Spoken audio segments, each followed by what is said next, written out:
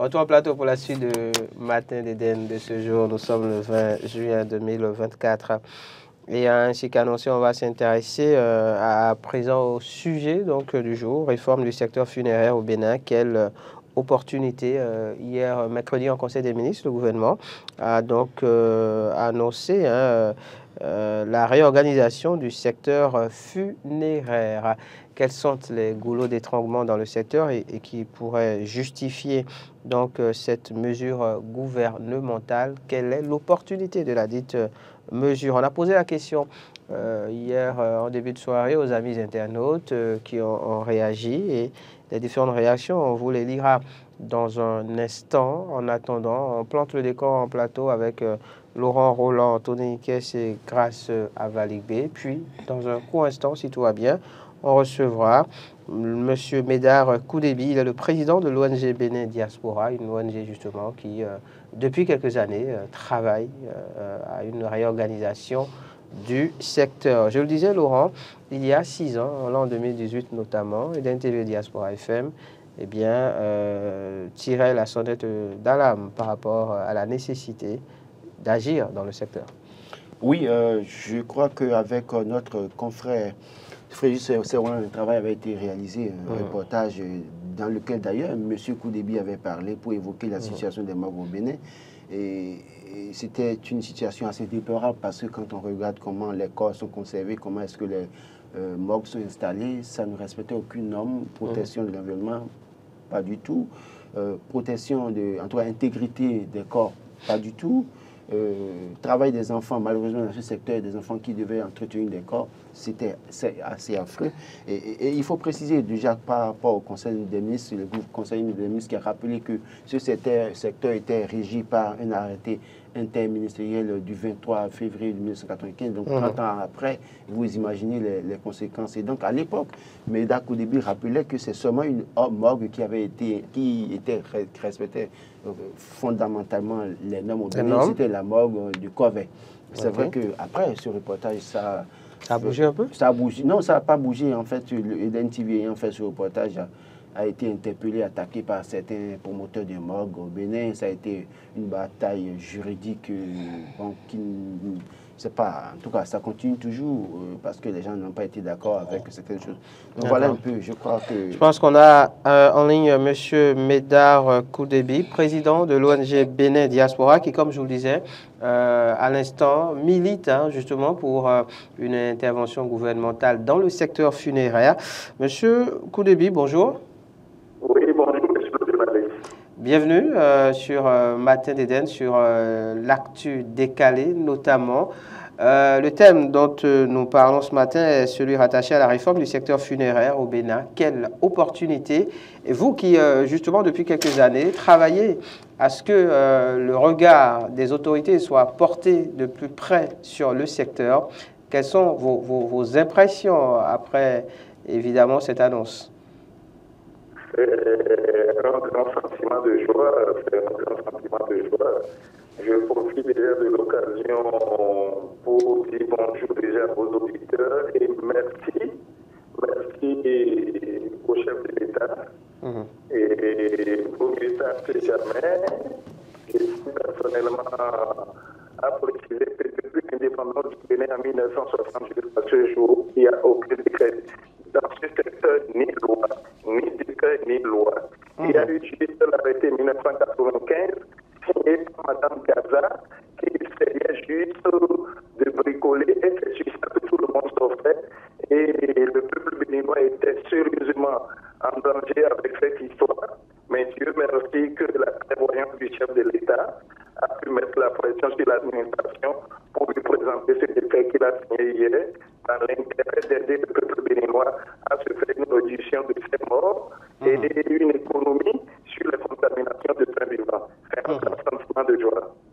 D'accord. Alors, Président Médard Koudébi, quels sont en réalité les véritables problèmes qui existent dans ce secteur? Les problèmes sont énormes, mais je vais être bref puisqu'on est à l'antenne. Oui. Et la première des choses, dans ce domaine, normalement, il y a énormément beaucoup de mineurs, des enfants de 8 ans, de 11 ans secret qui lavait le cadavre. Et normalement, on a eu à faire des vidéos, les autorités sont au courant. Avec ce décret, il est interdit, que est interdit normalement, puisque ce n'est pas encore la version finalement signée. Et un enfant de moins de 16 ans, et peu importe son origine, de se dire apprenti dans ce domaine, ou à un enfant de moins de 16 ans, de se rendre à une maison funéraire ou au cimetière sans être accompagné d'un adulte. On voit aujourd'hui tous les enfants courent derrière les cercueils. Le second problème que ça va régler, c'est que les cercueils au Bénin ne sont pas aux normes. Et ils ont tous des espaces. On fait une exposition du corps. On prend le corps la veille, le lendemain, tout le lit mortuaire est imbibé de sécrétions de liquides contagieux. Ce que certaines pompes funèbres vont laver au pressing avec vos habits. Et ça va régler ce problème parce que les cercueils auront désormais des normes. Ils auront de plastique biodégradable à l'intérieur, ce qui va rendre le cercueil étanche et ça va réduire ces contaminations que sans aller même au funérailles, vous contractez quand vous allez dans des pressings avec vos habits en tant que des citoyens ordinaires. Et ça va régler ce problème. Au même moment, les profanations de tombes dans les cimetières n'ont pas de normes, il y a trop de profanation de tombes et tout ce qui impacte par exemple la vie des populations doit faire l'objet d'études d'impact environnemental. Les 85% des cimetières du Bénin n'ont pas fait l'objet d'études d'impact environnemental. Ce qui est le cas des cimetières de 14 qui est une zone inondable. La troisième chose, c'est que les populations construisent à quelques mètres des cimetières dans des zones inondables, alors que les produits formulés sont hautement toxiques et cancérigènes. Ils font 99 ans de vie dans le sol. De telle manière que quand il y a inondation, quand il pleut, l'eau qui rentre dans les tombées se retire avec ça hautement toxique et cancérigène, et c'est ce que ces voisins consommaient dans le plus.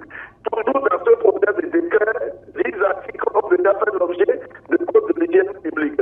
Par exemple, l'article 136 du code de l'hygiène publique qui interdit de permettre la construction de flux à moins de 100 mètres des routes de cimetières. Et l'article 129 interdisait déjà les morts traditionnellement en public du Bénin. Mais le problème des morts n'avait pas été réglé. Ça a été renvoyé à ce décret qui, pour le bonheur des populations désormais, selon à quelle distance ils peuvent construire une habitation par rapport à une morgue. D'accord, d'accord. Voilà donc autant de problèmes que vient régler normalement cette réforme annoncée dans le secteur, enfin ce décret donc pris en Conseil des ministres qui vient réglementer le secteur funéraire au Bénin. Merci beaucoup à vous, Monsieur Médard Koudébi. Est-ce que vous auriez peut-être, je ne sais pas, un appel à lancer pour finir? Déjà, l'appel que j'ai annoncé, c'est d'inviter les populations à écouter ce que les gouvernements vont leur dire. Écouter leurs préfets, écouter les cellules locaux qui vont les sensibiliser, qui vont leur expliquer le bien-être, parce que ce décret va permettre au Bénin de se faire une économie de ces morts. Ce décret, le respect de ce décret, et ça va aider les populations à ne pas se contaminer de contamination de faits vivants. Ça va éviter parce que avant, par exemple, quand quelqu'un meurt, on ne sait pas de quelle maladie il est décédé, méningite, tuberculose, choléra, on amène les corps seulement à la mort sans certificat de décès. Même des gens qui sont en état de crise et de glycémie sont envoyés dans des morts sans certificat de décès. Et c'est en injectant le hormone que la personne commence à s'agiter et meurt et dit enfant ou avec une caméra, cette connerie, nous envoyons l'équivalent de 2% de l'occupant à la mort. Parfois, quand les musulmans disent non, on ne doit pas faire du formol, c'est le lendemain que le mordier viendront par la personne se réveille et est assis, s'il a eu la chance de ne pas recevoir du formol. Ce n'est plus possible avec ce décret. Il faudra un certificat de décès attesté par le médecin que la mort de Pierre ou de Paul est constante et réelle avant toute injection du formol. Ça va permettre de sauver des vies. Il faut que les populations écoutent les gouvernants et les autorités. D'accord. Merci beaucoup. Merci beaucoup, Monsieur Médard Koudébi. Je précise que vous êtes le président de l'ONG Bénin Diaspora. Et cela fait quelques années, justement, que vous militez pour que le gouvernement s'épanche de plus près sur la gestion donc, du secteur funéraire au Bénin. C'est, disons, une réalité depuis depuis hier, en tout cas au travers de la signature de ce décret. Merci beaucoup d'avoir répondu à nos questions. Merci, messieurs les auditeurs, et merci à tout le personnel des administrations qui ont accepté de travailler gracieusement sur ce décret sans aucun prime. Aucun prime. Ils ont travaillé pendant 2 mois pour la rédaction intérieure, santé, justice, cadre de vie et commerce et industrie. Ils ont été très disponibles pour la rédaction de ce décret en 2017 quand on avait commencé la rédaction. Cette lutte, d'accord. Merci beaucoup. Retour en plateau. Merci, monsieur le journaliste. Retour en plateau, alors qu'on recevait à l'instant donc M. Médé Akou-Déby, président de l'ONG Bénin Diaspora, qui milite justement pour que le secteur funéraire au Bénin connaisse une réforme. Le gouvernement annonce justement cette réforme au travers d'un décret qui vient réorganiser le dit secteur. On parle des pompes funèbres, on parle évidemment des cimetières, on parle des crématoriums et de beaucoup d'autres choses. Laurent Roland-Toninké, c'est grâce à Valibé. Avant de revenir à vous et de recevoir peut-être des interventions, je propose qu'on suive ce reportage réalisé donc il y a 6 ans par les équipes de la rédaction de DEN TV de Diaspora FM. C'était une signature de Fréjus Fiossi. Les morgues au Bénin. Pardon. Fiossi. Oui. Boniaï, pour la réforme des morgues, Médé Akou-Déby, spécialiste de l'hygiène funéraire, et son ONG Bénin Diaspora Assistance mènent un combat acharné pour pallier la gestion désastreuse des morgues. On a filmé CNHU, on a vu que c'est une catastrophe. Audité plus précisément le 10 mai, on a découvert 978 corps pour une morgue construite en 1962 pour 55 places. 238 ont été enterrés dans une fosse commune la nuit de 18 au 19 mai à Sommet. Et bizarrement, dans cette même morgue, ce qui m'a le plus choqué même, c'est que monsieur était venu ce jour-là retirer le corps de son enfant dans un sac. Et ces morguiers, on a décidé au même moment de les interviewer.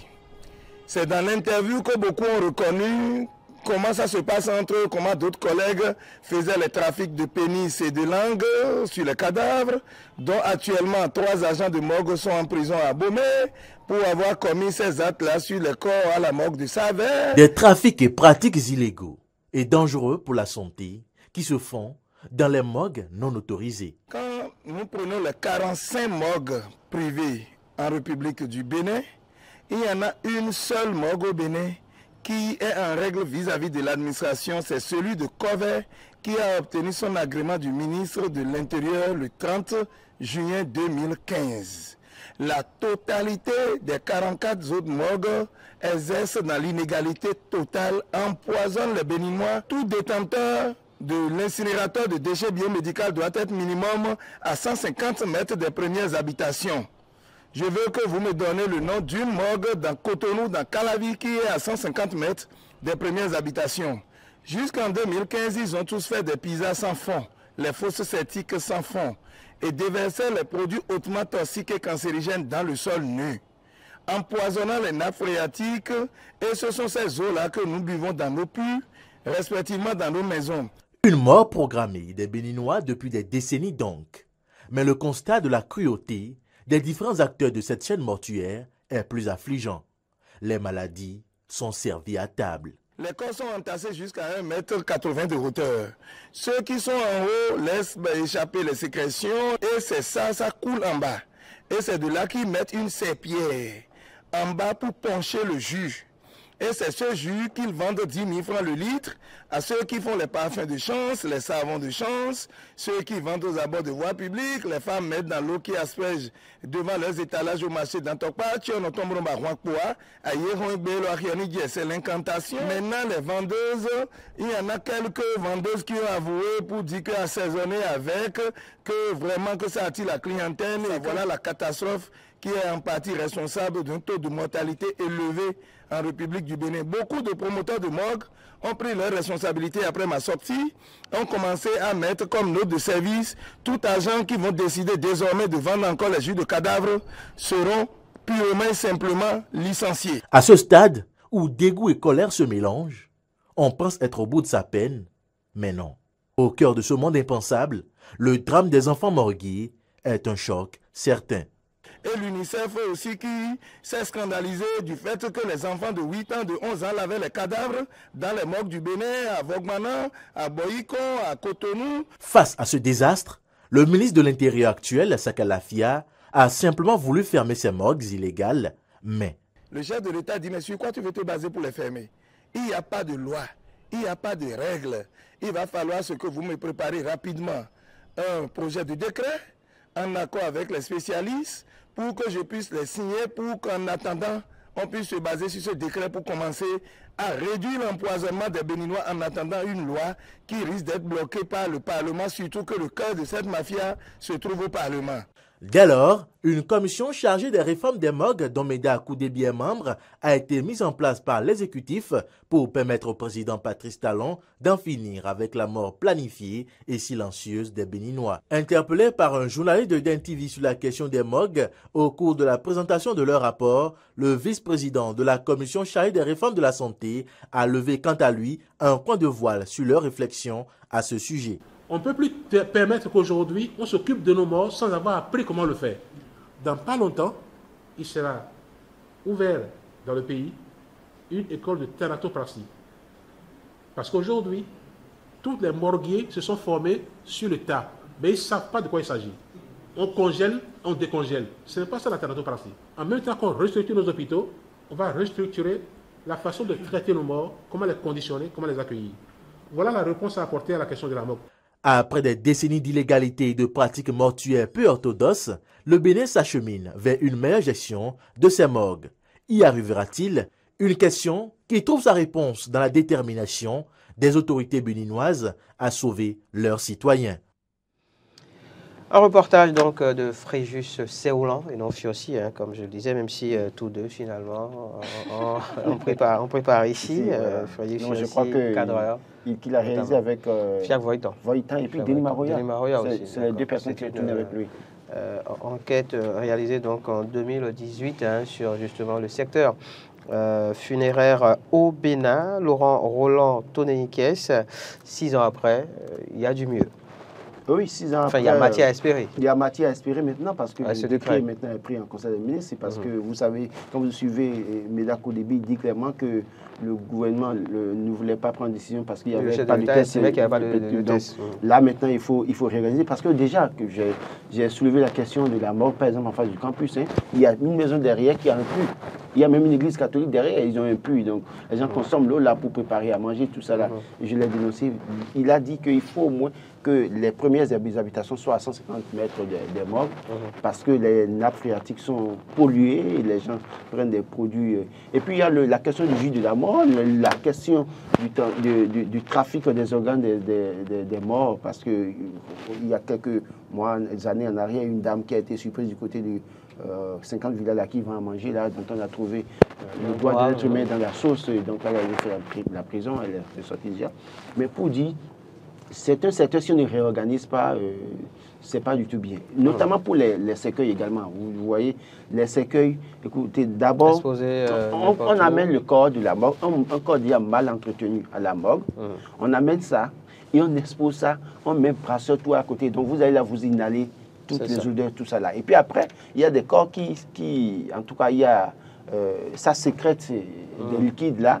Le lit mortuaire est mouillé et on vient, on manipule le corps, on prend la main du cadavre, on manipule, on touche, on fait tout ça. Alors qu'en réalité, on ne devait pas faire tout ça là. Je crois qu'avec cette réforme maintenant, je crois que les gens vont changer ces mauvaises habitudes. Il aura fallu 6 ans pour en arriver là, avant de vous... de vous interpeller grâce à Malibé. Permettez que je dise quelques réactions très rapidement. Alors, on ne va pas tout lire. Hein. Il y a celle de Joël Runjo qui dit « Salut le plateau, cette mesure de gestion funéraire au Bénin est salutaire et bienvenue. Car il y a trop de désordre dans les funérailles. La plus grande innovation sera de prendre des funérailles, les fleurs sur le cercueil. » Bon, c'est vrai qu'il s'intéresse plutôt aux funérailles, notre ami téléspectateur. Mais ce n'est pas vraiment de cela qu'il s'agit ici. Alors, il faut mettre fin à la pagaille dans ce secteur, écrit Mario Codero. Chacun est libre de faire ce qu'il veut. Ils ne peuvent pas nous donner des ordres sur nos vies privées, estime Rodrigue. Je crois que ce sera la fin d'une pagaille qui a trop perduré, écrit Lazare. Puis René Oussou qui dit « Qu'est-ce qu'on fait avec des corps durant 3 à 8 mois dans les morgues ?» Ça, c'est une autre interrogation. Dans ses propos, M. Médard Koudébi, le président donc, de l'ONG Bénin Diaspora, a parlé de la question de la sensibilisation grâce à Valibé. Ok, un décret a été pris donc, pour réorganiser le secteur.